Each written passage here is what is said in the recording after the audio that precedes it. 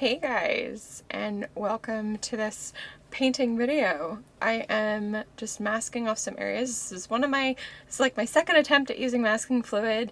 I like this Holbein little dispenser gun that I have.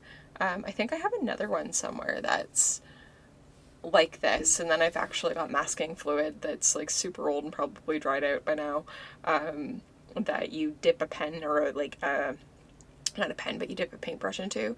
But if that one still is good, I'm going to try it with a ruling pen that's been going around. I've seen good things happen with that, so we'll see what happens.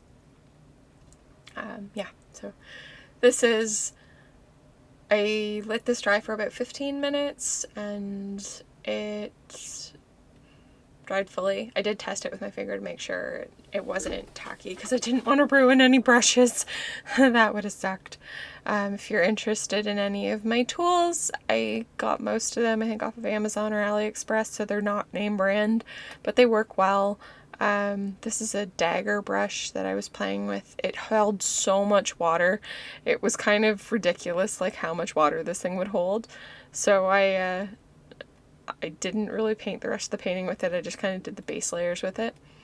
Yeah. And I'm only using mostly three colors, and then for the necklace I add two other ones. So I'm using turquoise blue, quinacridone rose, and lemon yellow to get like the different shades of green and purple. And then for her necklace, I will add Renoche, I can't say it, a French black, it's a brown black, and a Naples yellow. I'm using my second Yarker St. Petersburg palette. I didn't realize that in the size that I had the Yarker palette in, there was 3 different versions of it, and I have version 1 and version 3, and oh my god, the difference. Like, the blues, like there's so many jewel-like tones in this palette. It's gorgeous. I love it. But it's like a complimentary palette. Like, to have all the colors you would buy all through palettes, they're gorgeous colors. And I've had this thing for almost 10 years and it was still moist when I took it out of the package, so that was like crazy. Like, holy jeez. Like, I had trouble getting the wrappers off of the freaking paints, and they're in foil and it's a pain in the ass. But yeah, it was interesting, like, just incredible that they were still moist after so long. So they're very nice paints. I really love them. Anyway, yep. Yeah, so I'm using the top of the lid for a palette, like a wet palette, or mixing well, sorry, rather. And it's staining already, and I will pull out I've got to clean them out because they're really old and they've got like a bunch of old colors in them. But they're dishes I got from the dollar store. I have an escargot tray. I have 2 little kind of sauce bowls, like they're tiny little square sauce bowls. And I got a plate and like a couple of like little serving plates and stuff like that. But they're the perfect size for mixing like paint on, and I am always keeping an eye out whenever I'm in Canada, so I go to Dollarama. I'm always keeping an eye out at Dollarama for like different plates, like porcelain plates for mixing palette, like, and stuff like that, because porcelain artist palettes are so expensive, and eventually I do want to support a couple of independent ceramics artists and buy their palettes because they're really cute. But right now, like, 1, their stores are empty, and 2, I still have my other ones that are great, and plus I've got a couple of little ones that I got in an antique Winsor Newton watercolor kit that they're just really small, but they're very nice, and they're little. Like, the only problem with like the big palettes that you would get, like the ceramic plates and stuff and cookware, essentially is what it was, or flatware rather, is that they're heavy, whereas the palettes that are made like for watercolor are quite light. And I don't know, it's a thing. And especially if you want like anything aesthetic, kitchen plates don't look nice. But they work for what they are. And I don't claim to be an aesthetic person. I'm really not. No. I like looking at aesthetic things. I'm not an aesthetic person. Yeah, anyways. So it's going in with the purple. And this painting is just like layering and layering. And the entire runtime of the original video footage that I had was about an hour. But this painting was probably painted over the course of like 6 or 7 hours because I kept taking breaks in between and I was letting things dry, and like you'll see little time jumps like in the painting process where it looks wet one moment and then it's dry the next because I've gone away and came back. So it did take a while. And one of the things is like you can use a hairdryer to dry your paint faster, but make sure you're not using it on a hot setting, because if you do, you can actually like desaturate the paint. The pigments are very sensitive to heat. So you just need to make sure that you're not too close to the page and you're heating things up too much, because it will actually dull your colors out. Just science shit. That's why that happens. It's a chemical reaction with the heat that happens with the pigments. Found that out in school. That was fun. Actually, I found that out from my father because he sells pigment. Or at least he used to. Now he sells chemicals, but anyways.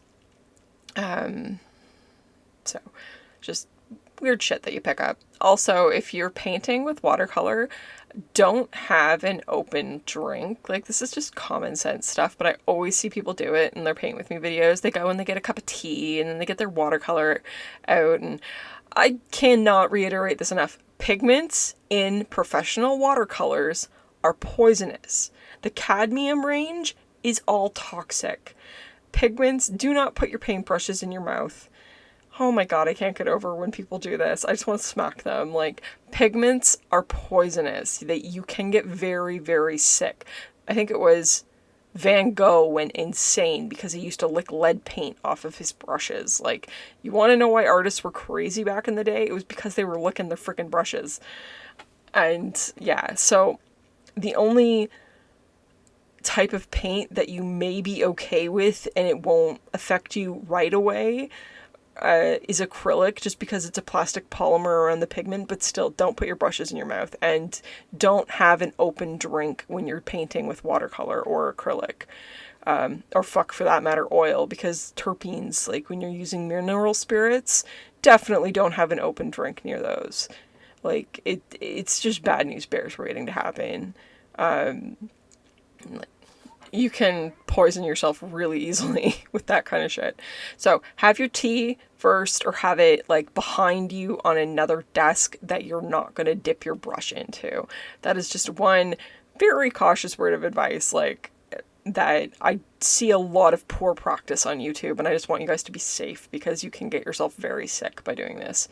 I've ruined many a cup of tea by putting a paintbrush in it, so I now have a desk behind me that I put my beverages on if they're open, or if it's in a water bottle, it's fine, because like you're not going to dip into your water bottle, and you can like just put the lid on and put it on the floor beside you.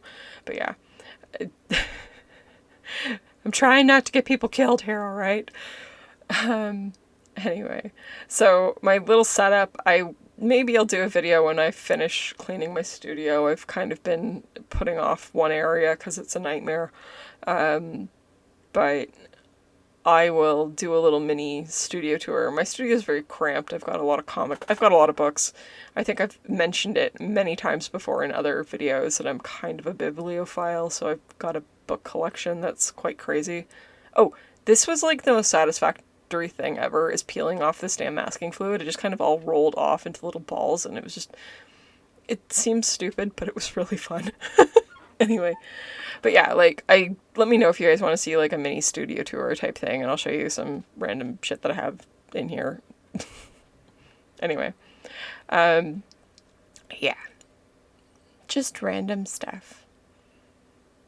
So I think next time I use masking fluid, I'm really going to design the areas out that I want to be masked. Like, I did it kind of here, but again, I did not have a plan going into this painting. I just kind of was winging it, and I think I came out with like a pretty good little portrait of a Gorgon. Yeah, I'll call it a portrait. Anyways, like, I thought it was pretty neat. It's just, I I want to go in with more of a plan. This was just kind of a playful thing, I guess. And let me know, do you like these like little monster video, like monster portrait type things I'm doing? Actually, Saturday's video wasn't a monster per se. It was just a girl, but like, do you want more painting videos? I know I have to get the dragon video done. I actually plan on shooting that video after I do this voiceover. I've been trying to figure out how I'm going to teach it, but I think I've got it broken down into a way that'll work for people.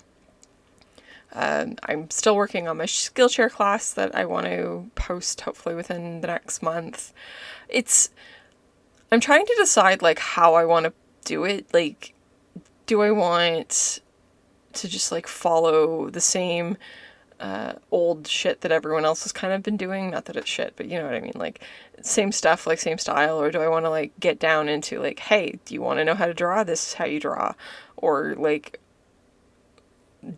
watch me draw, and like this is how I practice in my sketchbook. And like I don't know, I feel like I want to show people like how this is how you can break things down very easily and learn how to draw just by shape language. And that's what I'm going to get into when I do the dragon video as well, is a little bit more on shape language, because again, while you can put everything in a box, a lot of people want to draw something other than a box first. So I'll get into that a little bit when I start up that video.